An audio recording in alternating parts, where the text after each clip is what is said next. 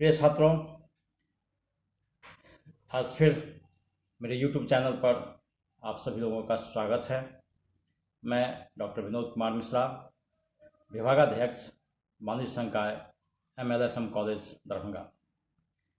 आज का जो विषय है जो मैं आपसे साझा करने जा रहा हूँ वह बीकॉम पार्ट 1 ऑनर्स के छात्रों के लिए है, जनरल के छात्रों के लिए भी है।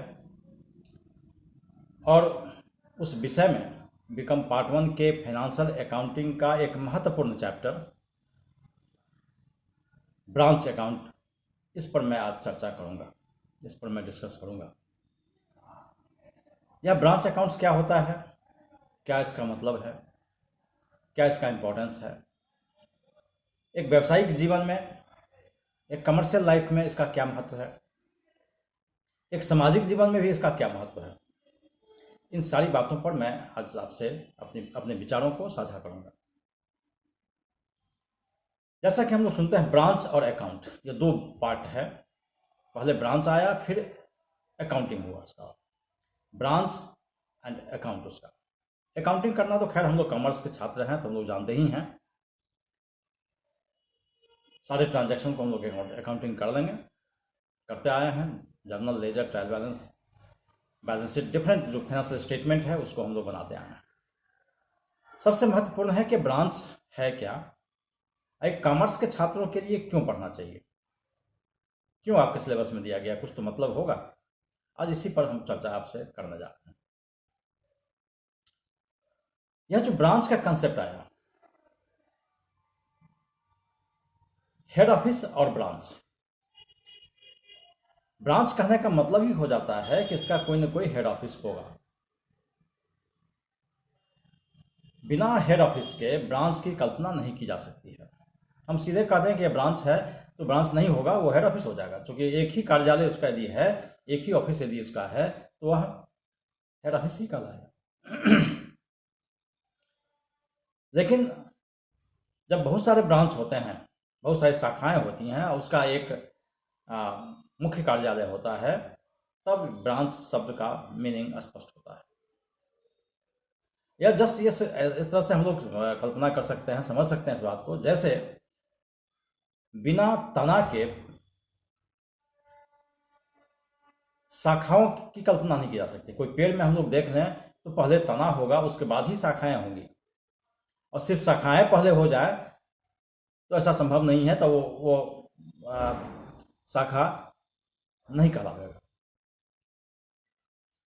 ठीक ऐसे ही यहां भी जब हेड ऑफिस होता है उसके बाद ही ब्रांच की कल्पना की जाती है। अब यहां हम लोग समझेंगे कि यह ब्रांच क्यों हम लोग पढ़ते हैं, क्यों व्यावसायिक क्षेत्र में इसका महत्व है। तो थोड़ा हम आपको ग्लोबल सिनेरियो पर ले जा रहे हैं। पूरे दुनिया में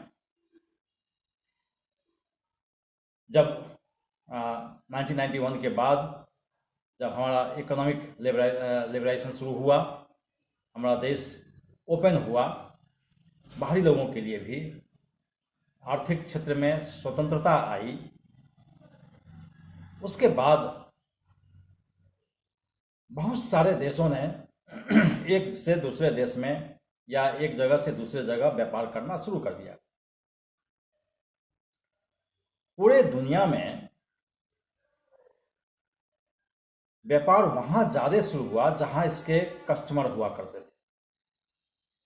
क्योंकि किसी भी चीज का उत्पादन हम कर लें लेकिन उसकी बिक्री ना हो तो फिर उत्पादन का कोई अर्थ नहीं रह जाता। हम ऐसा तो नहीं कर सकते कि उत्पादन करते जाए, गोदाम में रखते जाए, क्योंकि कुछ समय के बाद वो खराब भी हो सकता है। तो उत्पादन हम उतना ही करेंगे जितना हमारी बिक्री होगी। निश्चित रूप से जब बिक्री बढ़ेगी तो उत्पादन भी बढ़ेगा। और बिक्री कैसे बढ़ेगी?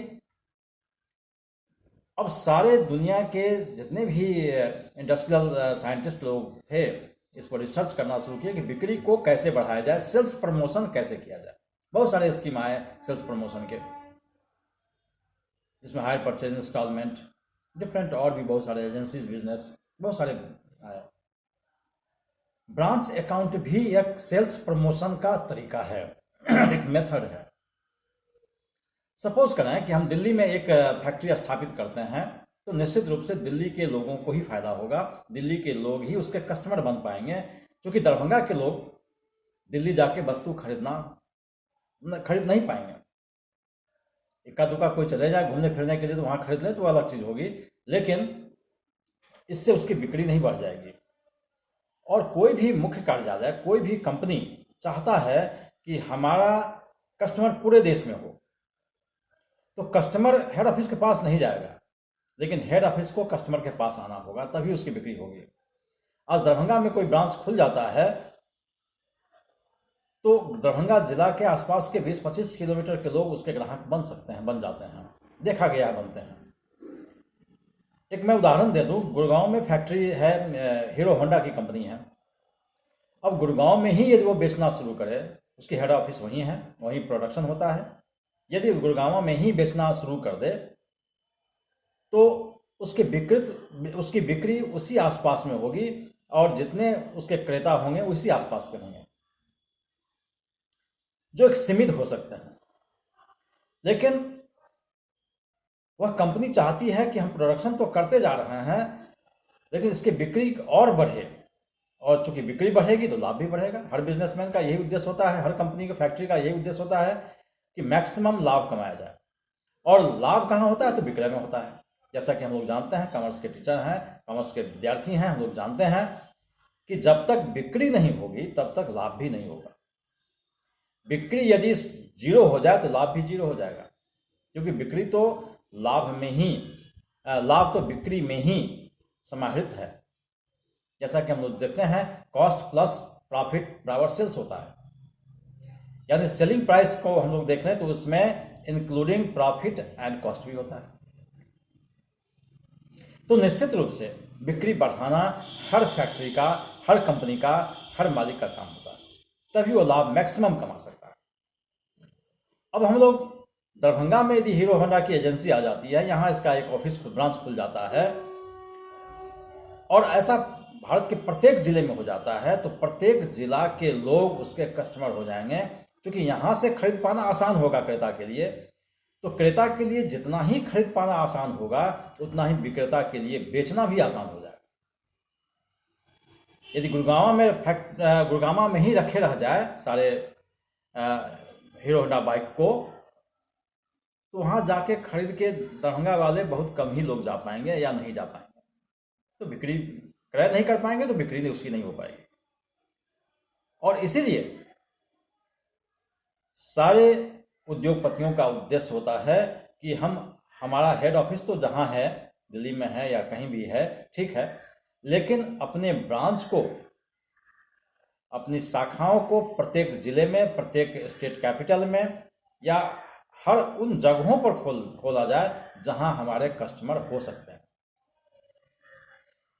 जब सामग्री कस्टमर के नजदीक पहुंच जाएगी तो निश्चित रूप से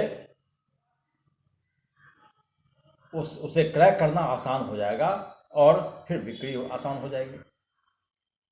एक सिंपल सा हम उदाहरण दे दें, एक टेलीविजन आपको खरीदनी है और टेलीविजन मुंबई में बनती है, तो हम मुंबई जाके नहीं खरीद पाएंगे, और बहुत शायद ही बिरले लोग कोई होंगे जो मुंबई जाके खरीद पाएंगे। लेकिन आज दरभंगा में उसकी एजेंसी है, तो हम लोग आसानी से जाते हैं और उसको खरीद करके ले आते हैं, और यहाँ हमको कैश एंड क्रेडिट दोनों की सुविधा भी मिल सकती है, यदि हमारी जान पहचान हो या इस तरह की कंपनी व्यवस्था की हो, तो हमारे लिए खरीदना आसान हो जाता है। इसलिए ब्रांच की अवधारणा आई, कंसेप्शन इसका आया। ब्रांच का मुख्य उद्देश्य यही होता है कि हेड ऑफिस के प्रोडक्ट को ग्राहकों तक पहुंचाना, क्रेताओं तक पहुंचाना, उपभोक्ताओं तक पहुंचाना। और चूंकि ब्रांच तो सिर्फ बेचेगा, लाभ तो होगा उद्योगपति को, मुख्य कार्यालय को, और मुख्य कार्यालय का उद्देश्य भी है कि मैक्सिमम प्रॉफिट कमाया जाए। और इसीलिए एक और मैं उदाहरण दे रहा हूं। सपोज कीजिए कि स्टेट बैंक ऑफ इंडिया की शाखा दिल्ली में है, हेड ऑफिस दिल्ली में मान लो है। अब वहां जाके लोग पैसा जमा करना फिर निकालना, मान लो स्टेट में भी उसकी शाखा है, तो पटना जाकर के पैसा जमा करना फिर पैसा निकालना क्या संभव है किसी के लिए? बहुत कम ही लोग जा पाएंगे, आ पाएंगे। लेकिन यदि हमारे मोहल्ले में उसकी शाखा खुल जाती है, हमारे गांव में शाखा खुल जाती है, हमारे शहर में शाखा खुल जाती है, शहर में भी डिफरेंट मोहल्ले में खुल जाती है, तो हम लोग आसानी से उसमें उसके ग्राहक बन जाते हैं, उसके यहाँ खाता खोलते हैं और उसमें पैसा जमा करते हैं, फिर निकालते हैं। जो भी ट्रांजैक्शन होता है हम करते हैं, जो कि हमारे लिए आसान होता है। और हमारे लिए जब आसान होता है तो बैंकिंग सेक्टर के लिए भी ग्राहकों की संख्या बढ़ाना, कस्टमर की संख्या बढ़ाना आसान हो जाता है। जितने भी कस्टमर होंगे उतना लाभ भी होगा उससे, क्योंकि लोग जमा करेंगे पैसा तो स्वाभाविक है लाभ होगा, लोग ऋण लेंगे पैसा तो लाभ होगा। इसलिए ब्रांच की स्थापना की गई। यानी ब्रांच की स्थापना का मुख्य उद्देश्य यही है कि ग्राहकों तक अपने प्रोडक्ट को पहुंचाना, बिक्री को बढ़ाना, क्रेता के लिए वस्तु क्रय करना आसान बनाना, जिससे कि सेल्स बढ़े, और सेल्स बढ़ेगा तो प्रॉफिट भी बढ़ेगा। और हर व्यवसायी का यही उद्देश्य होता है कि मैक्सिमम प्रॉफिट कमाया जाए। तो यही उद्देश्य होता है ब्रांच का, यही स्थापना का उद्देश्य है ब्रांच का, यही इसका कंसेप्शन भी है। अब हम देखेंगे कि ब्रांच होते हैं कितने प्रकार के। तो ब्रांच 3 प्रकार के देखे गए हैं। 3 प्रकार के ब्रांच को स्थापित किया जा सकता है, भारत में भी दुनिया में भी है। पहला होता है डिपेंडेंट ब्रांच, आश्रित शाखा। यानी इस तरह की शाखा जो पूर्णतः मुख्य कार्यालय के आदेशानुसार ही कार्य करती है। जैसे बाटा की दुकान है, जो प्रिंट वहां से आता है उसी प्रिंट पर इसको बेचना है और पैसे हेड ऑफिस को पहुंचाना है। वह अपने से कुछ भी नहीं कर सकता, उसका सिर्फ काम है ग्राहकों के हाथों में वस्तु को बेचना। यानी पूर्णतः वह मुख्य कार्यालय के आदेशानुसार ही कार्य करता है। यदि वह कहेगा, मुख्य कार्यालय कहता है कि उधार बेचो तो उधार बेचेगा, नगद कहेगा तो नगद बेचो, छूट देना है तो छूट दो। ये सारे के सारे बिजनेस के निर्णय हेड ऑफिस के द्वारा ही किए जाते हैं। इसलिए ये आश्रित शाखा कहलाते हैं। यह आश्रित है, डिपेंडेंट है किस पर? तो अपने मुख्य कार्यालय पर। अपने सभी व्यावसायिक कार्यों के लिए यह मुख्य कार्यालय पर आश्रित होता है। यह वस्तु बेच करके स्टॉक को दिखाता है, फिर जो भी सेल्स हुआ वो भेजता है, मुख्य कार्यालय को भेज देता है। ब्रांच में जो खर्चे होते हैं वो मुख्य कार्यालय से प्राप्त होते हैं।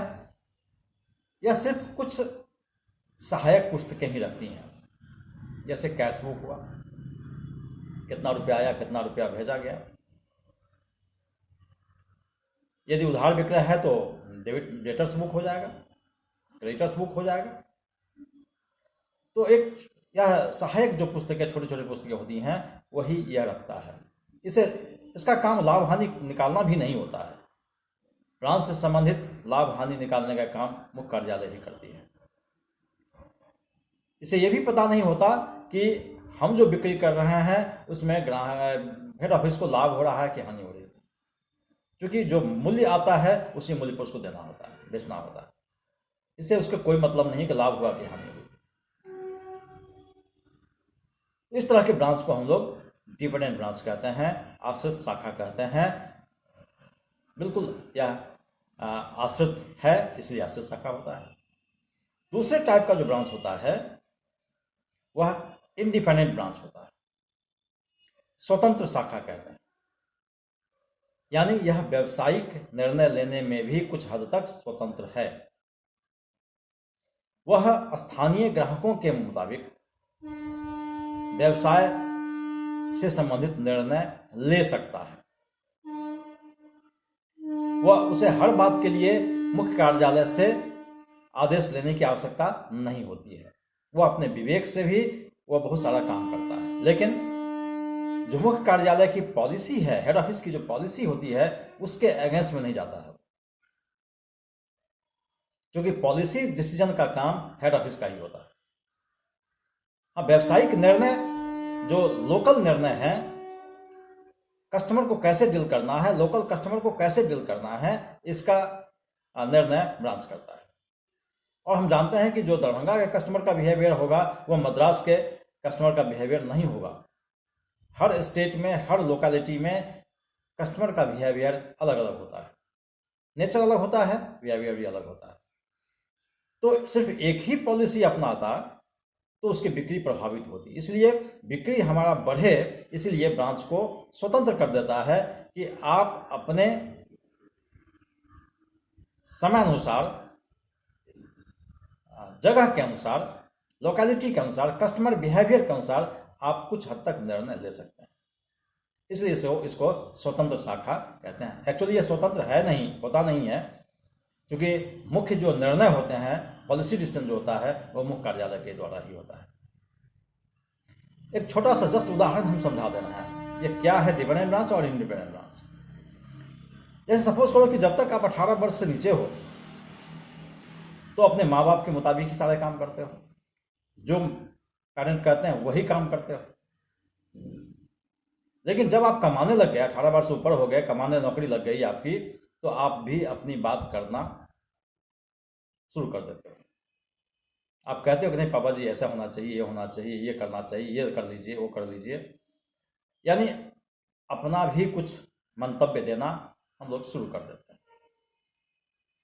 जब तक 18 वर्ष के नीचे थे तब कंप्लीटली डिपेंडेंट थे, और जो पेरेंट कहते थे, जहां जाने के लिए कहते थे, जो करने के लिए कहते थे, वही करते थे। लेकिन जब ही हम एडल्ट हो गए, बड़े हो गए, कमाने खटाने लग गए, तो अपनी बात भी हम चलाना शुरू कर देते हैं। लेकिन ऐसा नहीं है कि माता पिता के विल के खिलाफ काम करते हैं।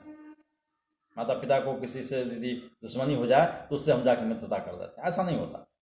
परिवार में भी नहीं होता ऐसा, समाज में भी ऐसा नहीं होता।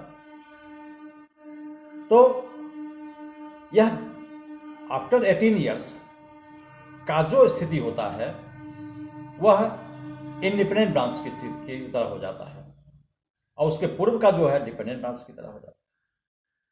लेकिन पूर्णतः मालिक तो फिर पेरेंट ही होता है, हेड ऑफिस ही होता है। अब तीसरा ब्रांच है फॉरेन ब्रांच। हमने कहा कि मल्टीनेशनल्स कंपनी बहुत सारे हैं। जब ग्लोबलाइजेशन हो गया तो एक देश दूसरे देश में अपनी शाखा को खोल सकता है, अपने हेड ऑफिस को बना सकता है, अपनी फैक्ट्री लगा सकता है, और जहां जहां उसे लगता है कि हमको फायदा होगा, जैसे चाइना की बहुत सारी फैक्ट्री कंपनियां भारत में हैं, अमेरिका की भारत में है, भारत की बहुत सारी कंपनियां विदेशों में हैं। तो यह जो यदि किसी हेड ऑफिस की शाखा विदेशों में हो, दूसरे कंट्री में व्यवसाय कर रहा हो, तो वह फॉरेन ब्रांच कहलाता है।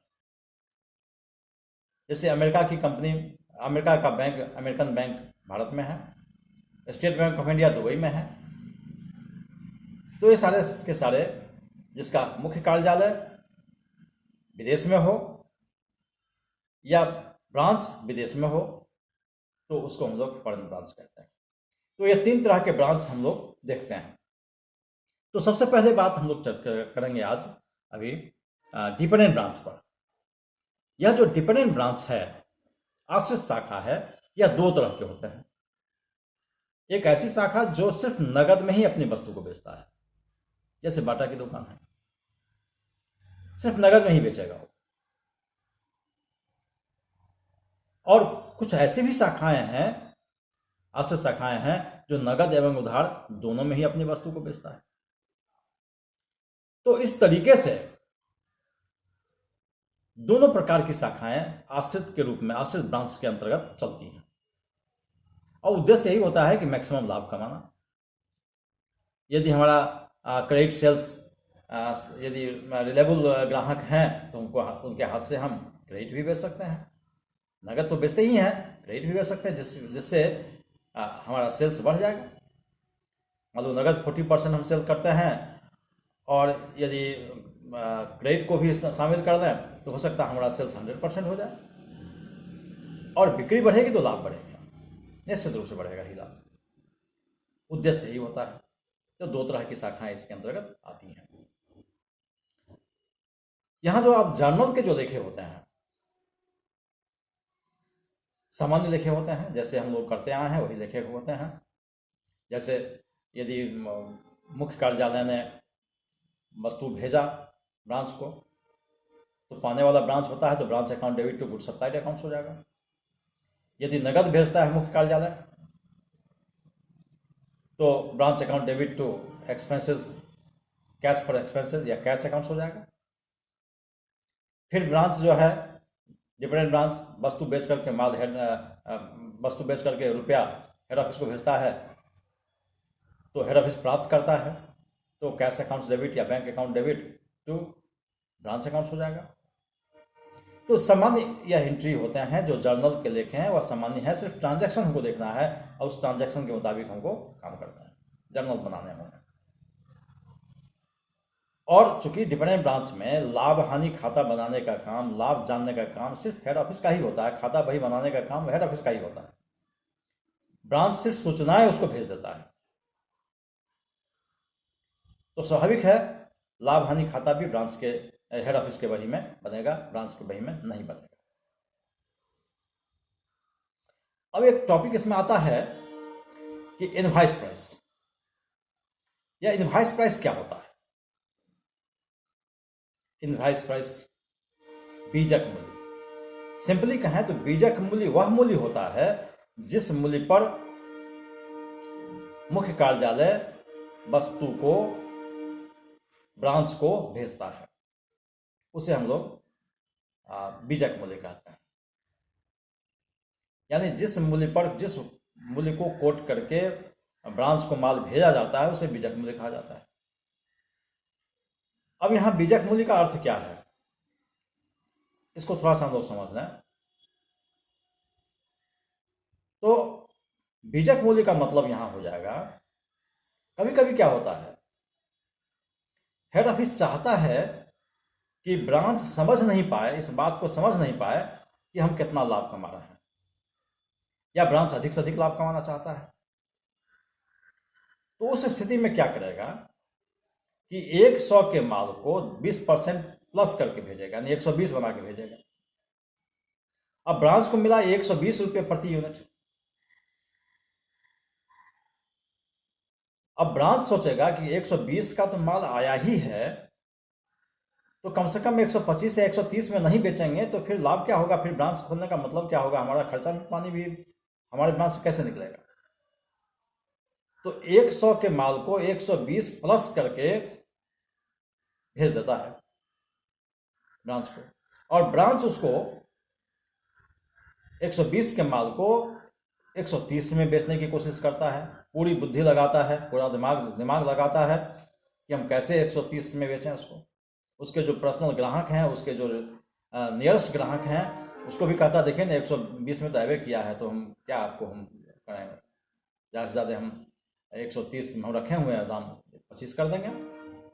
तो ब्रांच तो समझता है कि 5 ही रुपया हम लाभ दे रहे हैं हेड ऑफिस को, कोई बड़ा लाभ नहीं दे रहे हैं, लेकिन हेड ऑफिस को लाभ हो गया 25 रुपया। और एक और बात होगी, लाभ भी बढ़ गया और अनावश्यक डिमांड जो होता है उस ब्रांच के कर्मचारियों के द्वारा कि हमारा वेतन बढ़ा दीजिए, हमारे ब्रांच, यदि ब्रांच समझ जाए कि हमारे यहाँ से 25 रुपया प्रति यूनिट लाभ कमा रहे हैं ये, तो हो सकता है ब्रांच के कर्मचारी कल होके कहेंगे कि भाई हमारा कमीशन बढ़ाइए, हमारा वेतन बढ़ाइए, हमारे ब्रांच से इतना लाभ कमाते हैं तो कम से कम हमारा भी तो ख्याल रखिए। यह जो अनावश्यक डिमांड है बन सकता था, उसको भी इस माध्यम से, बीजक मूल्य के माध्यम से निरस्त कर दिया जाता है, यानी इसकी संभावना को ही समाप्त कर दी जाती है। तो दो फायदे हो गए, एक तो मैक्सिमम लाभ हो जाता है बीजक मूल्य पर भेजने से, और दूसरा जो कर्मचारियों के द्वारा भविष्य में होने वाला जो डिमांड होता वह भी सामने नहीं आ पाता है, उसकी संभावना को भी समाप्त कर दिया जाता है। तो दो लाभ होते हैं इसके। कभी कभी ब्रांच भी कहता है कि भाई आप बीजक मूल्य पर हमको भेजिए, यानी प्लस करके भेजिए। यहाँ बीजक मूल्य का मतलब हम समझ रहे हैं प्लस करना, कुछ प्लस करके भेजिए। जैसे कोई नियरेस्ट तुम्हारे मोहल्ले का कोई दुकानदार है जिसकी बहुत सारे उधारी हैं, नगद भी बेचता है, उधार भी बेचता है। कोई परिचित आदमी उसके पास गया, यदि तो वो यदि उस बीजक मूल्य पर माल आया हुआ है, 120 पर माल आया हुआ है, जबकि ब्रांच ही समझ रहा है कि 100 का ही माल है, क्योंकि वह कहा है कि इतना करके भेजिए जिससे हमको बेचने में आसानी हो जाएगी, तो अपने नज़दीकी दुकानदार को, नज़दीकी कस्टमर को भी कहता है कि देखिए 120 में दबे किया है, हम आपसे लाभ कहाँ ले रहे हैं, आप 125 दे दीजिए। तो उसको भी बेचने में आसानी हो जाती है और ग्राहकों को भी विश्वास, दुकानदार पर या ब्रांच पर विश्वास बनता है कि भाई ये तो वास्तव में हमसे लाभ नहीं ले रहा है, 5 रुपया तो दुकान का भी खर्चा होगा उसका, और इससे विश्वसनीयता बढ़ जाती है। और जब विश्वसनीयता बढ़ती है तो उसके ग्राहक बढ़ जाते हैं। तो कभी कभी ब्रांच के द्वारा भी यह कहा जाता है कि आप हमें जो मूल्य है उस पर कुछ प्लस करके हमको भेजिए, जिससे हमको ग्राहकों को संतुष्ट करने में आसानी हो जाए, या कह सके ग्राहकों को ठगने में आसानी हो जाए। तो यह 2 लाभ होते हैं इसके बीजक मूल्य पर। अब सवाल यहाँ है, 100 के माल को 120 में भेजा, 20% प्लस कर दिया।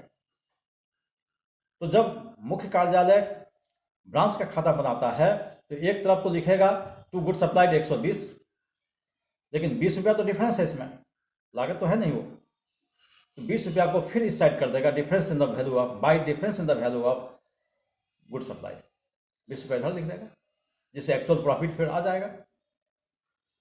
एक्चुअल प्रॉफिट क्या होगा वो आ जाएगा फिर।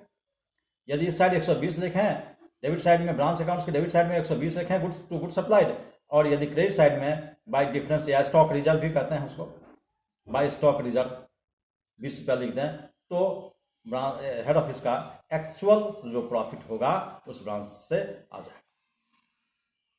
तो कभी कभी 20% करके भेजा जाता है, तो 20% का मतलब हो गया 1/5, सॉरी 1/4, 1/6, 20% मतलब हो जाएगा 1/6, 20/120 का डिफरेंस हो जाएगा।